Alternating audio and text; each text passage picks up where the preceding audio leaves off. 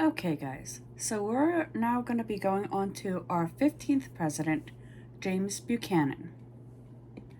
America's 15th president was in office from 1857 to 1861. During his tenure, 7 southern states seceded from the Union, and the nation teetered on the brink of a civil war.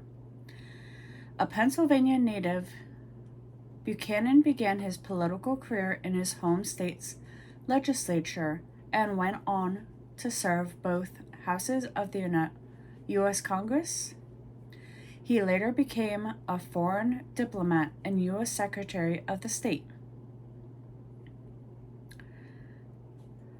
Buchanan, a Democrat who was morally opposed to slavery, but believed it was protected by the U.S. Constitution, was elected to the White House in 1856.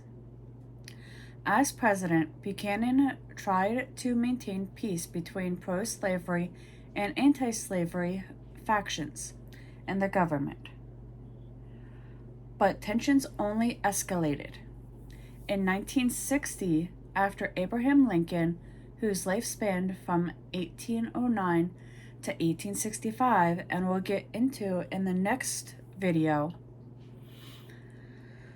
was elected to succeed Buchanan. South Carolina seceded from the Confederacy and was soon established in 1861. A month after Buchanan left office, the American Civil War from 1861 to 1865 began.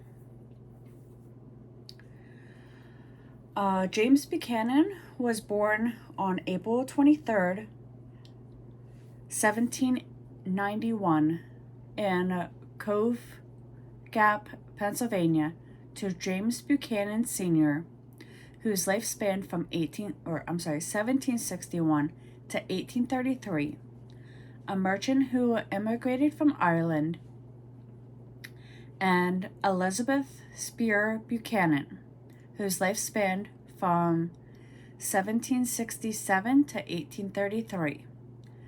The younger Buchanan graduated from Dickinson College in Carlisle, Pennsylvania, and then studied law.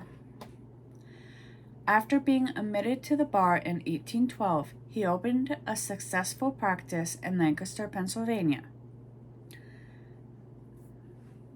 Did you know James Buchanan was nicknamed Old Buck and 10-Cent Jimmy?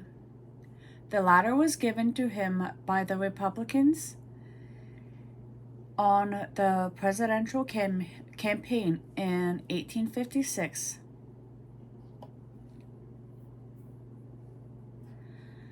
After Buchanan said 10 cents was a fair daily pay for manual laborers.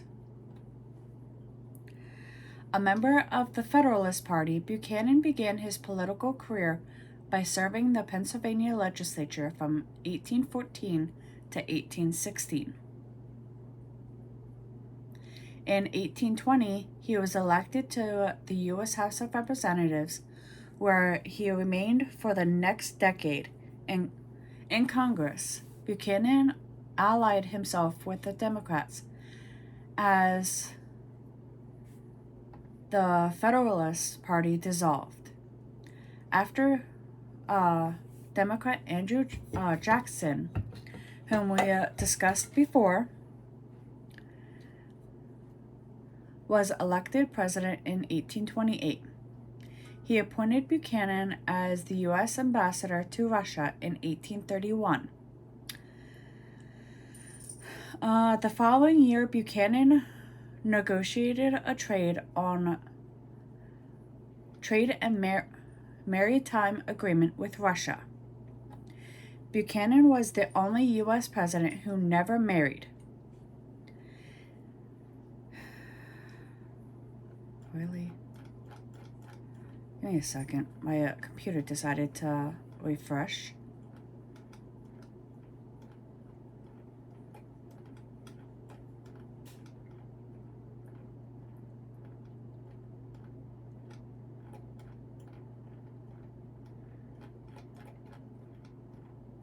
See, I knew that one of the presidents didn't marry and that his niece was the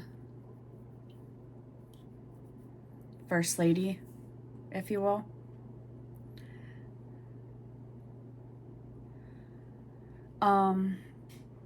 Okay, so Buchanan was the only U.S. president who never married. In 1819, he was engaged to Anne Coleman, whose life spanned from 1796 to 1819, the daughter of a wealthy Pennsylvania manufacturer. However, the wedding was called off that same year when Coleman died unexpectedly soon afterward. Rumors circulated that her death had been a suicide. During Buchanan's time in the White House, his niece, Harriet Lane, whose life spanned from 1830 to 1903, assumed the social duties of First Lady and became a popular figure. In 1834, after returning from Europe the previous year, James Buchanan was elected to represent his home state in the U.S. Senate. He resigned from the Senate in 1845 when President James Polk named him U.S. Secretary of State. During Buchanan's tenure in this post, which lasted until 1949, the nation's territory grew by more than 1/3 and extended across the continent for the first time. The United States annexed Texas, acquiring California and much of the present-day Southwest during the Mexican-American War, and secured what would become the Oregon Territory after settling a boundary dispute with Great Britain. The question of whether to extend slavery to America's newly acquired territories was, as well as the moral legitimacy of slavery as an institution, became increasingly diverse issue across the United States. In 1846, Buchanan sided with Southerners who successfully blocked the Wilmot Proviso, which proposed banning slavery in any territory acquired from Mexico in the Mexican-American War. Buchanan later supported the Compromise of 1850, a series of congressional acts that admitted California as a free state by letting the new Western territories decide whether they would allow slavery before applying for statehood, a concept that became known as popular sovereignty. In 1853, President Franklin Pierce appointed Buchanan as minister to Great Britain. In this role, Buchanan helped draft the 1854 Ulster Manifesto, a plan for America to acquire Cuba from Spain. Although never acted upon, the proposal generally protested from anti-slavery Northerners and others in the United States who feared Cuba would become a slave state. In 1854, President Pierce signed the Kansas-Nebraska Act, which created 2 new territories and allowed settlers to determine whether they would enter the Union as free states or slave states. Pierce's support for the Kansas-Nebraska Act hurt him politically, and in 1856 the Democrats opted not to re-nominate him. Instead, they chose James Buchanan, who was living abroad at the time of the controversial bill's signing and had taken no position on it. In the general election, Buchanan maintained that slavery was an issue to be decided by individual states and territories, while his Republican challenger, John Fremont, whose life spanned from 1813 to 1890, an explorer and U.S. Senator from California, asserted that the federal government should ban slavery in all U.S. territories. Buchanan received 174 electoral votes, while Fremont, the first ever Republican presidential candidate, the party was established in 1854, garnered 114 votes.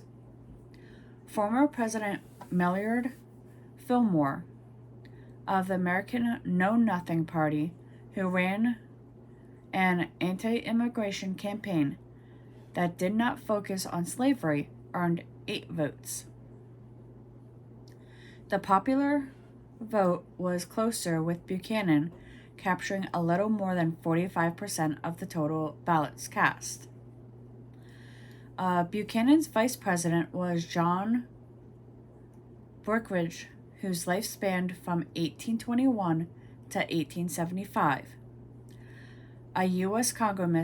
congressman from Kentucky. Breckinridge was 35 when elected, making him the youngest vice president in U.S. history.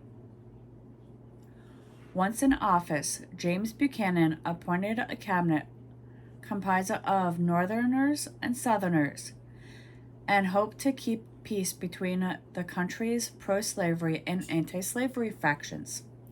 Instead, the national debate over slavery only intensified, and the new president was seen by many people as being more sympathetic to Southern interests. 2 days after he was sworn in, the U.S. Supreme Court handed down its Dred Scott decision, which said that the federal government had no power to regulate slavery in the territories and denied African Americans the rights of U.S. citizens. Buchanan hoped the ruling would resolve America's slavery issue, and he reportedly pressed the Northern justice to vote with the Southern majority in the case. Far from settling the issue, the Dred Scott decision, which Southerners applauded and Northerners protested, led to increased divisiveness. Buchanan further rankled Northerners by supporting the Lincoln Constitution, which would have allowed Kansas to become a slave state. It was later voted down, and Kansas joined the Union as a free state in 1861. In 1858, relations between Congress and the President were further strained when the Republicans won plurality in Congress and blocked much of Buchanan's agenda. He, in turn, vetoed Republican legislation. In October of 1859, abolitionist John Brown, whose life spanned from 1800 to 1859, tried unsuccessfully to stage a massive slave uprising by raiding the federal arsenal at Harper's Ferry, Virginia, which is now West Virginia. After Brown was convicted of treason and hanged, hostilities between the North and South continued to escalate. Upholding a promise he had made In his inaugural address, James Buchanan did not seek re-election in 1860. At their national convention, the Democrats were split over their choice for a nominee, with Northern Democrats selecting Stephen Douglas of Illinois and Southern Democrat Vice President Breckinridge. The Republicans chose Abraham Lincoln. The Constitutional Union Party nominated John Bell, whose life spanned from 1796 to 1869. Lincoln won 180 electoral votes, and a little less than 40% of the popular vote, while his challengers garnered a combination of 123 electoral votes. On December 20th, 1860, in response to Lincoln's victory, South Carolina seceded from the Union. By the time of his inauguration on March 4th, 1861, 6 more states, Mississippi, Florida, Alabama, Georgia, Louisiana, and Texas, had also seceded from the Confederate States and formed the Confederate States of America.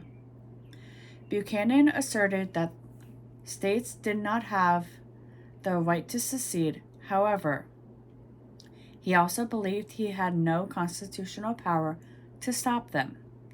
In the end, he left the slavery crisis to be resolved by the Lincoln administration. He reportedly told his successor, "If you are as happy as entering the White House as I shall feel in return to Wheatland, his estate near Lancaster, Pennsylvania, you are a happy man." On April 12, 1861, a little over a month after Buchanan left office and retired to Wheatland, Confederate forces fired on Fort Sumter in South Carolina, and the Civil War began. Buchanan supported Lincoln's policies and the Union during the war. In 1866, the former president published a memoir, Mr. Buchanan's Administration on the Eve of Rebellion, in which he defended his administration. He passed away on June 1st of 1868 at the age of 77 and was buried at Woodward Hill Cemetery in Lancaster. And with that, I will see you guys in the next one.